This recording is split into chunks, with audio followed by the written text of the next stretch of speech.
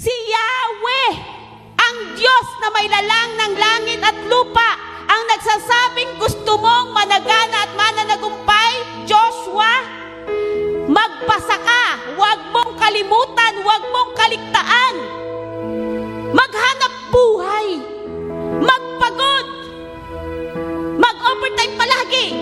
Hindi yun eh. Ang sabi, huwag mong kaligtaan, basahin ang salita niya pag nilay-nilayan day and night.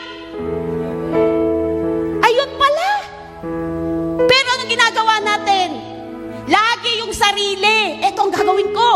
Ito ang hahakbangan ko. Ibinigay na nga ni Lord.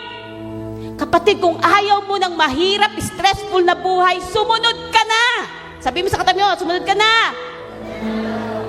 Alam nyo, yung ginagawa nyo, sasamahan niya ni Lord, pagpapalain niya ni Lord, pag inuuna mo siya, huwag mong gawing second priority si Lord. First priority is His Word. And it gives you victory.